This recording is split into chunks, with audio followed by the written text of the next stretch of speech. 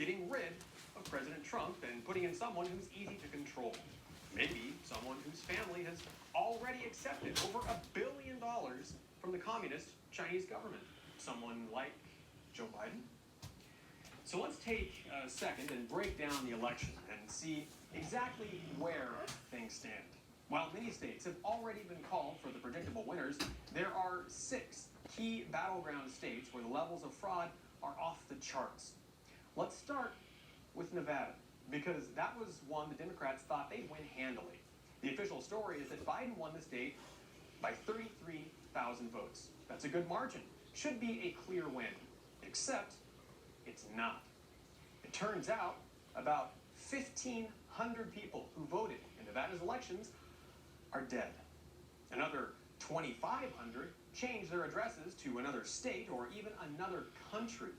Some 6,000 voters were flagged by the post office as having vacant addresses. 8,000 voters cast ballots from addresses that don't even exist. 15,000 people somehow voted from vacant or commercial properties. 20,000 voters somehow cast their ballots from out-of-state addresses.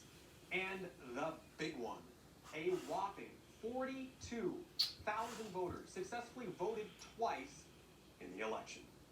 Now, even without knowing who all these people voted for, Republicans and Democrats should want to get this cleared up and ensure our election integrity is maintained, not just when your guy is winning.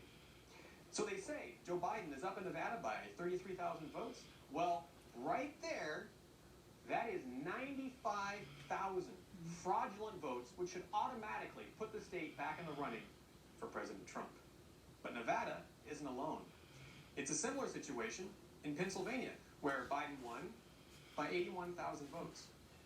But the thousands of dead and out-of-state voters in Pennsylvania add up fast, and in the end come out to some 121,000 fraudulent ballots cast in the election.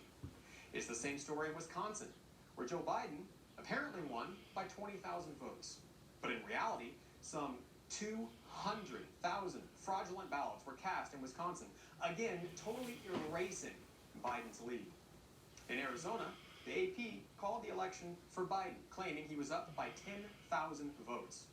But Arizona is even worse than Wisconsin, with over 300,000 fraudulent or questionable ballots cast in the state.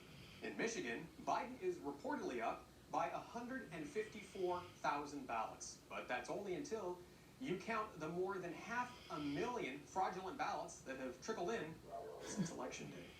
And then, of course, there's Georgia, where Biden somehow managed to swing the bright red peach state to blue, coming in ahead with 12,000 votes.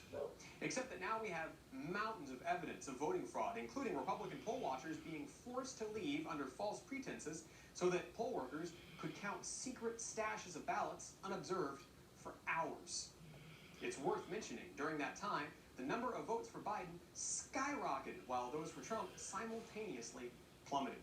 How many coincidences before it's mathematically impossible? 200,000 fraudulent votes, meaning Biden is clearly not the winner. This is the situation we're dealing with. The evidence for fraud is greater than it ever has been, and yet the mainstream media and Democrats are completely ignoring it. Or worse, they're actually complicit in covering up the greatest election fraud in American history, all with the goal of undermining democracy and overthrowing the duly elected president of the United States. Until we have answers for these very real and very serious questions, our voting integrity is not secure, our democracy is not safe, and this election is not over. For One America News, I'm Pierson Sharp.